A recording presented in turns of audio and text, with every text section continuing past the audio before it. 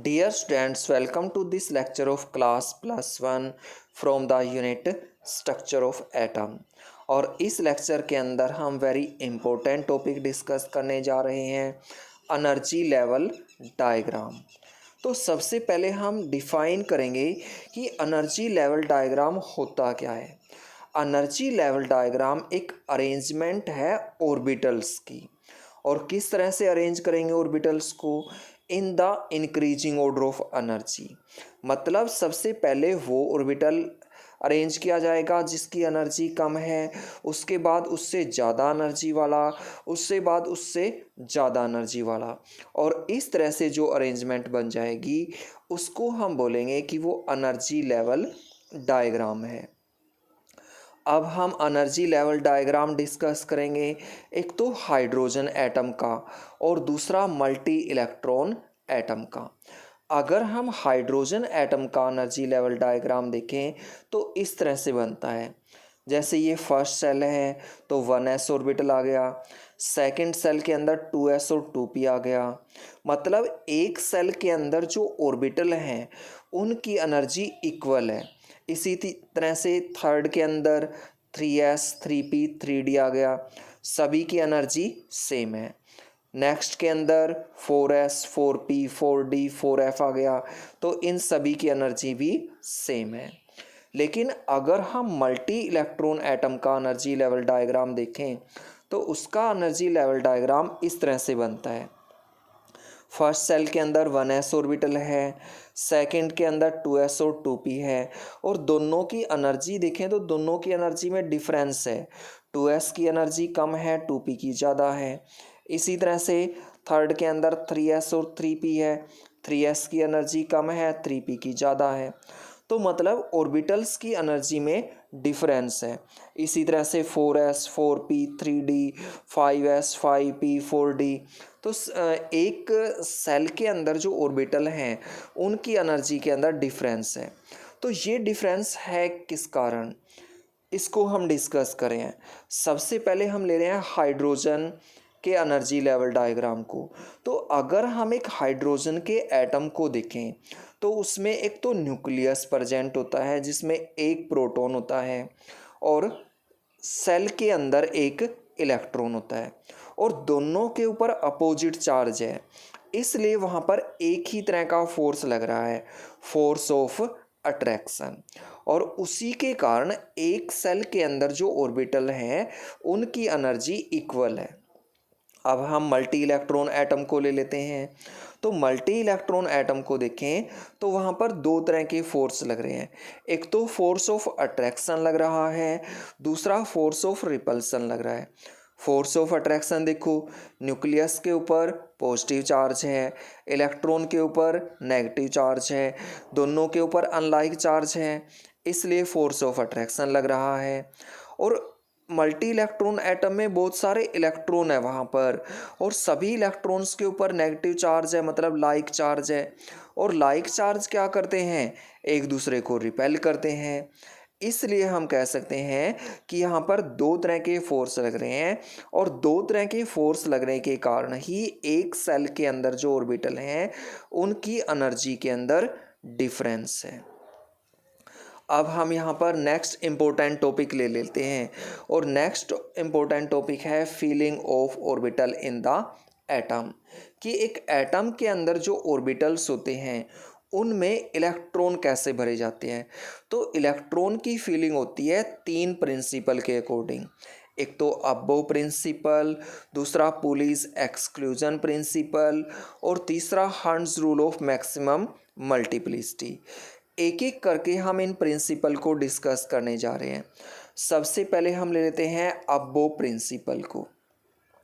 तो अगर हम इस वर्ड को देखें तो इसमें एक अब्बो वर्ड आया है, और ये वर्ड जर्मन लैंग्वेज से लिया गया है, और इसका मतलब होता है बिल्डिंग अप। और बिल्डिंग अप का मतलब होता है फीलिंग अप ऑफ ऑर्बिटल, कि ऑर्बिटल्स की फीलिंग किस तरह से होगी। अब देखो ये प्रिंसिपल कहता क्या है। ये प्रिंसिपल कहता है कि in the ground state of atom orbital are filled in the order of increasing energy. देखो मतलब क्या है, इसका मतलब है कि पहले वो ऑर्बिटल भरा जाएगा जिसकी एनर्जी कम होगी, उसके बाद उससे ज़्यादा एनर्जी वाला, उससे के बाद उससे ज़्यादा एनर्जी वाला। मतलब ऑर्बिटल्स में इलेक्ट्रॉन की फीलिंग होगी इंक्रीजिंग ऑर्डर ऑफ एनर्जी के अकॉर्डिंग। देखो ये इंक्रीजिंग ऑर्डर हमें पता कैसे चलेगा, तो इसको डिसाइड करने के लिए हमें इस तरह से एक अरेंजमेंट करनी पड़ेगी। सबसे पहले हम 1 से 7 तक लिख लेते हैं और इसके साथ क्या करते हैं, एस लगा देते हैं। फिर 2 से 7 तक और इसके साथ पी लगा देते हैं। फिर 3 से 6 तक और इनके साथ डी लगा देते हैं।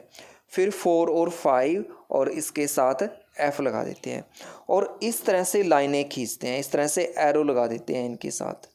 अब देखो ये एरो किसको रिप्रेजेंट कर रही हैं, इंक्रीजिंग ऑर्डर को रिप्रेजेंट करिए। हम यहाँ से चले और 1s को क्रॉस कर दिया।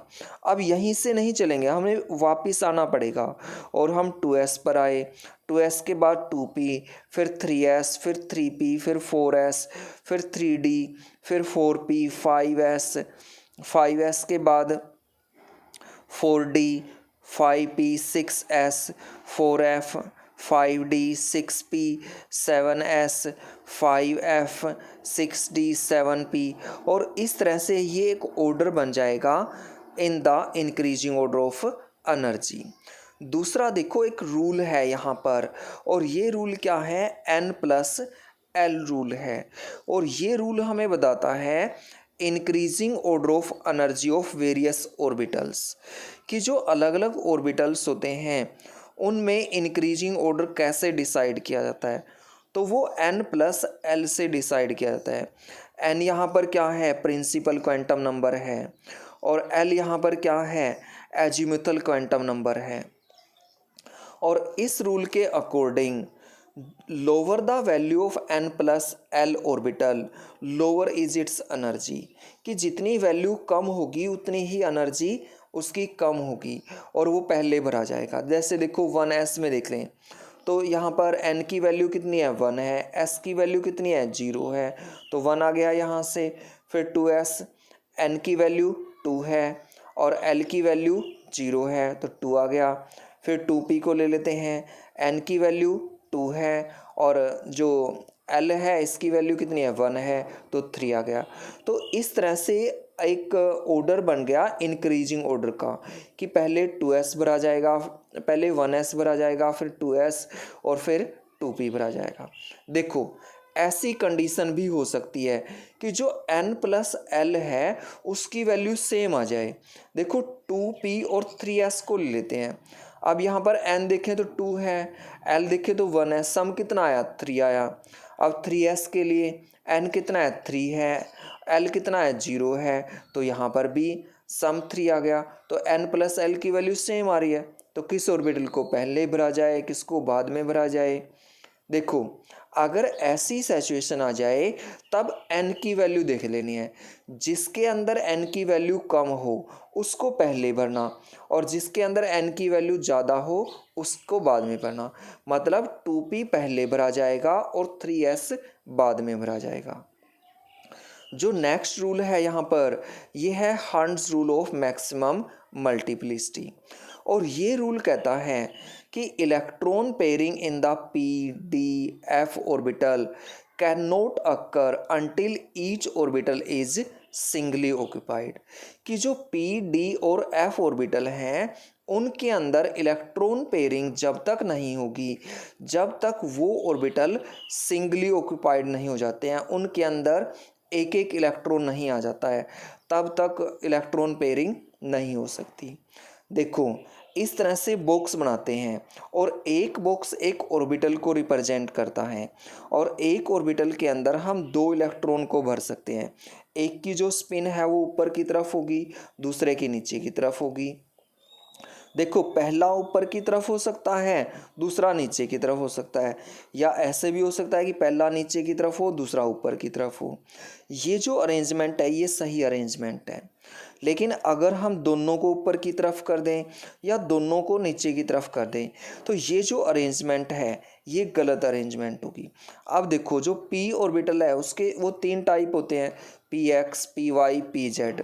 तो हम जो 2px है या 2py है या 2pz है उनके अंदर पेयरिंग जब तक नहीं कर सकते हैं जब तक जो px, py, pz उनके अंदर एक एक इलेक्ट्रॉन नहीं फिल कर देते हैं। Thank you.